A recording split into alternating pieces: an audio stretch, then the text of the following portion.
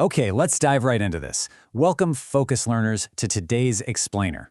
If you've been anywhere near a toy aisle, or honestly, even just scrolling through your social media feed lately, you've probably seen an absolute explosion of these futuristic remote-controlled vehicles dominating the market. Today, we're breaking down the heavily trending gesture-sensing RC stunt car. We're going to look at the actual user experience and the mechanics of this gadget to separate the real magic from, just clever marketing. And that brings us to the big question.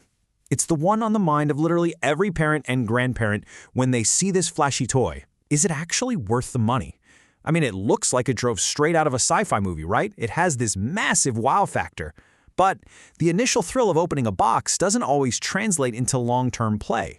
So today, we're doing an honest, unfiltered breakdown with that jaw-dropping excitement versus the grounded, everyday reality of actually having this toy in your house.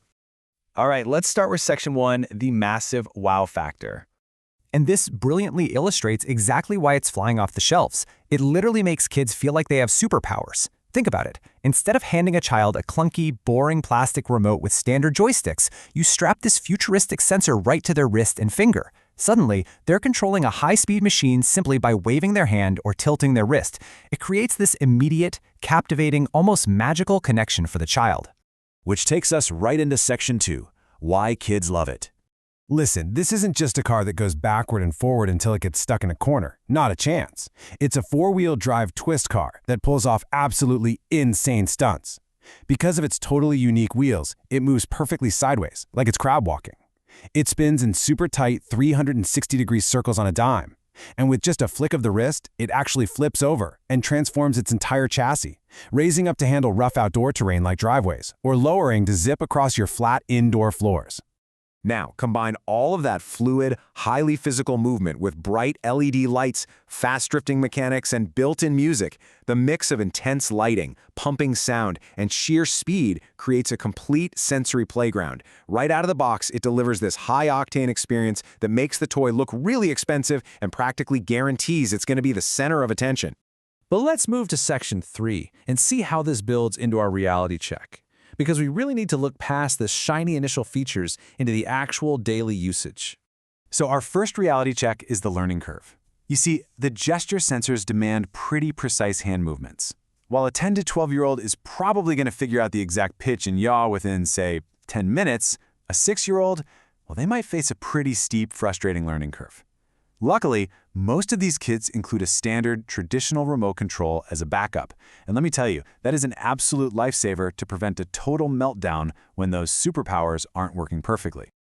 Now, what's really interesting about this number is that it represents perhaps the biggest complaint across RC cars in this high-output category. You only get about 15 to 25 minutes of playtime. Because this car is doing so much, powering four-wheel drive, transforming a chassis, blasting LEDs, and playing music all at once, the battery drains incredibly rapidly. So that intensely fun 20 minutes is abruptly followed by an agonizing 2 to 3 hour wait just to fully charge it back up. Which leads us to a very serious question for absolutely anyone sharing a roof with this gadget. Can you handle the noise? All of that exciting music we mentioned earlier, it is loud, and it is highly repetitive. If you're buying this for indoor use on rainy days, be fully prepared for a soundtrack of blasting electronic music echoing down your hallway. Mercifully, some of the better models actually feature a mute button, allowing you to turn the music off while keeping those cool LED lights on. All right, we've arrived at section 4, the final verdict. To buy or to skip? So the crucial point is really matching this to the right kid.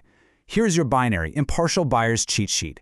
Buy it if the child is at least 7 or 8 years old, loves outdoor play where noise just isn't an issue, and you're aiming for a massive, unforgettable wow factor. On the flip side, skip it if you're buying for a younger 6-year-old who gets easily frustrated by complex controls, or if your household simply cannot tolerate loud, repetitive toy noises echoing through the living room. Before we wrap up this explainer, I want to leave you with one incredibly rewarding secret. If you do decide to buy, always check the listing for a 2-battery kit.